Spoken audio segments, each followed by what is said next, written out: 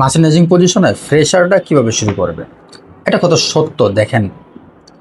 আপনাকে যদি কাজে না নেয় আপনার এক্সপিরিয়েন্স হবে না, এক্সপিরিয়েন্স ছাড়া কাজও নেয় না, এটাই তো ব্যাপার, তাই তো?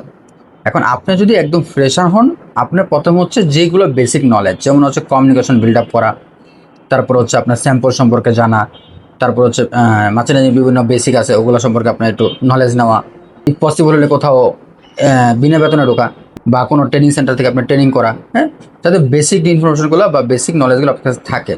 এগুলো ছাড়া অনেকে প্রথমে যেটা করেন সরাসরি জবের জন্য চেষ্টা করেন। ধরেন আপনার বিবিএ কমপ্লিট করছেন, আপনার কোনোভাবে আপনি জানলেন যে হচ্ছে মার্চেন্ডাইজিংয়ে একটা ভালো ফিউচার আছে, আপনি ওখানে চেষ্টা করতেছেন, খুব হাইলি চান্স এই ক্ষেত্রে আপনার চাকরিটা হবে না। আর হলেও এটা আপনি 1-2 মাস কন্টিনিউ করার পর আর কন্টিনিউ করতে পারবেন না। তার জন্য যেটা করবেন, আপনি একটু প্রিপেয়ার্ড হয়ে দেন হচ্ছে জব খোঁজার চেষ্টা করবেন। এতে কি হবে, জব খোঁজাটা যেমন সহজ হবে, ঠিক সেরকম জবটা পাওয়ার পরে ওটা আপনি কন্টিনিউ করতে পারবেন। আমাদের সাজেশন থাকবে আপনারা সরাসরি চাকরির জন্য চেষ্টা না করে প্রথমে নলেজ বিল্ড আপ করেন, বেশি না, 5 মাস 6 মাস বা 1 বছর একটা নলেজ বিল্ড আপ করেন বা আপনার প্রিপারেশন নেন।